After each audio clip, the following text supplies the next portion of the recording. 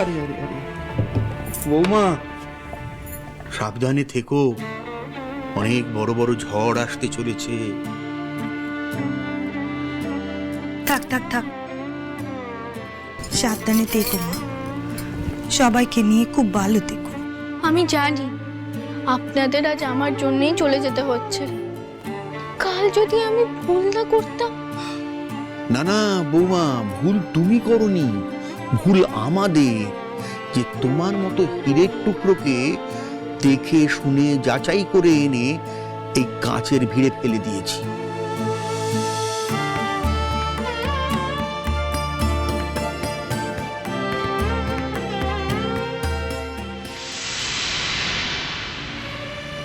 দেখেছো ছোট বৌদি, তোমার সতীনের ভাই যাওয়ার আগে পর্যন্ত মেয়েটার কেমন মাথা খাচ্ছে, বলছে আমরা নাকি কাঁচ আর উনি হলেন হিরে। তবে আমি জানি তোমার মতো হীরের টুকরো মেয়ের কদর করতে আমার মানিক পারবে। কি ভাগ্নে, পারবে তো?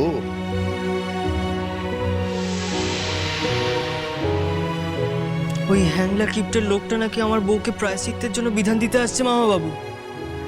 এদিকে তুমিও চলে যাচ্ছ, ওইদিকে বাবাও আসছেন না। আমি আমার বউকে একা বাঁচাবো কি করে? পারবে পারবে, ঠিক পারবে। মা বাবু শোনো,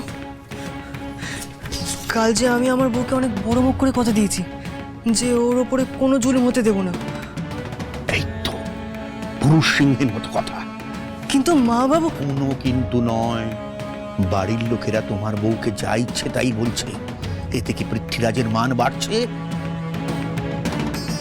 না মা বাবু, তোমার দায়িত্ব তোমার বউকে সব বিপদ থেকে রক্ষা করা। ভাগ্নে, তুমি না দেশ বিজয়ের স্বপ্ন দেখো ভাগ্নে? মনে রেখো, সেই দেশ বিজয়ের স্বপ্নের লড়াই শুরু হবে তোমার এই ঘর থেকে। আগে ঘরের মানুষকে শত্রুপক্ষের হাত থেকে রক্ষা করতে হবে, তারপর দেশের মানুষকে। তাছাড়া বাবা মামা না থাকুক, তোমার মন্ত্রী শান্তিরা তো আছে তোমার সঙ্গে, ভয় কিসে?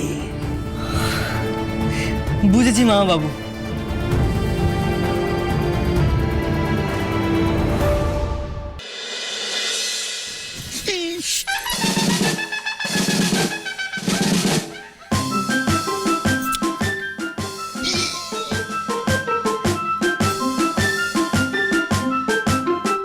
এখনো 20,000 রুপিজের খাজনা বাকি। ডিউ রাখা খাজনা মোটে গুড কাজ না। জামাইটাকে খুব শিগগিরই তৈরি করতে হবে কিন্তু। চার চারটে ছেড়ে থাকতে জমিদারি সব বার জামাই রাতে তুলে দিলে লোকে কি বলবে পারবে কি নেই? লোক লোক বলতে তো তোমার ওই আশালতা আর তোমার বড় বউ। দেখেছো তোমার বাপের কাণ্ড? বড় ছেলে থাকতে তিনি এত বড় জমিদারি তার জামাইয়ের হাতে তুলে দেওয়ার মতলব করছে। এটা কি উনি ঠিক করছেন? না, খুবই অন্যায় করছেন। জামাই অষ্টমঙ্গলায় আসার আগে যেভাবেই হোক আমাকে বাবার মন জয় করে ফেলতেই হবে। ওনাকে বোঝাতে হবে জম জামাই বাগনা তিন নয় আপনার। কিন্তু কি করে বোঝাবে? তুমি তো বাবা দু চোখের বিষ। চোখের বিষ থেকে চোখের মনি কি করে হতে হয় এই অরিমতি খুব ভালো করে জানে। কি করবে?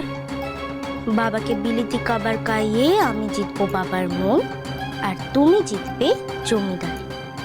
তাহলেই জামাই হবে অতীত আর তুমি বর্তমান, আর ভবিষ্যৎ হবে আমাদের।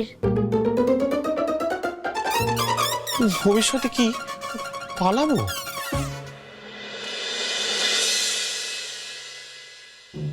অষ্টমঙ্গলায় জামাই বাড়িতে এলে তার সঙ্গে খোলাখুলি কথা বলতে হবে, বুঝলে গিন্নি? জামাই তো সুজনের নয়, তাকে বাগে পেতে অনেক সময় লাগবে। ওইসব ও মাই কুইন। কি হয়েছে গো? আবার মাথা চেপে বসে পড়লে কেন? আবার কি ঘটেছে? গিন্নি, কমলামা অষ্টমঙ্গলায় আসবে না গো। কেন আসবে না কেন?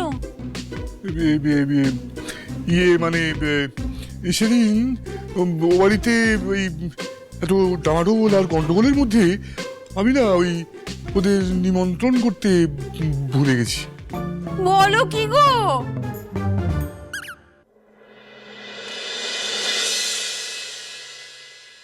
গিন্নি, ও গিন্নি, আরে শিগগিরই এসো, বাবা তো চলে এসেছেন। কোথায় গেলে? এই তো, কোথায় বাবা, কোথায় গো, কোথায়? এই তো।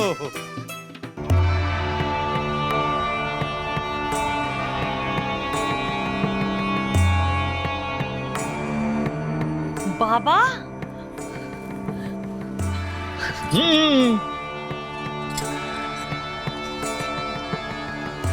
ওং স্বাহা।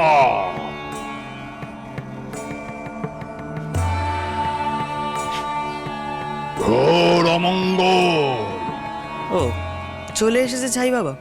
এই শোনো, একদম ভয় পাবে না, আর যদি ভয় পাও তাহলে একটা মন্ত্র বাতলে দিচ্ছি, সেটা আওড়াবে, কেমন? কি মন্ত্র? মনে মনে বলবে, ভূত আমার পুত, পেতনি আমার ঝি, পৃথ্বীরাজ সাথে আছে, করবে আমার কি? এটা মন্ত্র? হ্যাঁ, ভূত, পেতনি, সাধু বাবা সবাই এই পৃথ্বীরাজকে ভয় পায়। বাবা, আপনি এ বাড়িতে পা রাখতে না রাখতে বুঝে গেলেন যে বাড়িতে ঘোর অমঙ্গল। কিসের অমঙ্গল তালুই মশাই? এই বাড়ির বাতাসে আমি মৃত্যুর গন্ধ পাচ্ছি। ও তাহলে হয়তো আপনার কাছ থেকেই বেরোচ্ছি। রোদে গরমে এসেছেন, তার মধ্যে দেখে তো মনে হচ্ছে চান টানও করেননি। চুপ করো বালক। মানিক, চুপ কর। এই যে তুমি এখানে দাঁড়িয়ে কি করছো? এসো আমার সাথে, দাঁড়াও। মেসোমশাই, এই হলো আমার নতুন বউ, আর একে নিয়েই যত কাণ্ড। কি হলো মেসোমশাই? এই মেয়ের মুখে ঘোর অমঙ্গলের ছায়া।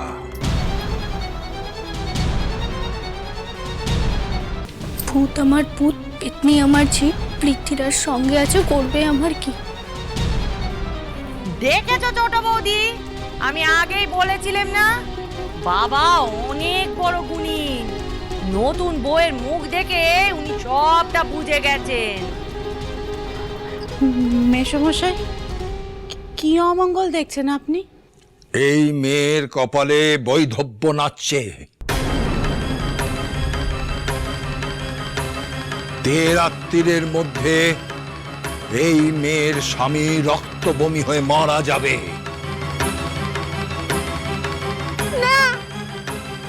দেখলে তো ছোট বৌদি, আমি বলেছিলাম তো, আমার কথা মিললো। মেসোমশাই, মেসোমশাই, আমার বাচ্চাকে বাঁচান মেসোমশাই। ওং স্বাহা। উপায় একটাই আছে, কি উপায় মেসোমশাই? কঠোর প্রায়শ্চিত্ত। কি প্রায়শ্চিত্তি করতে হবে? আগামী 3 দিন এই মেয়ের অষ্টপ্রহর উপবাস। খিদে পেলে খাবে গোবরের ডালা,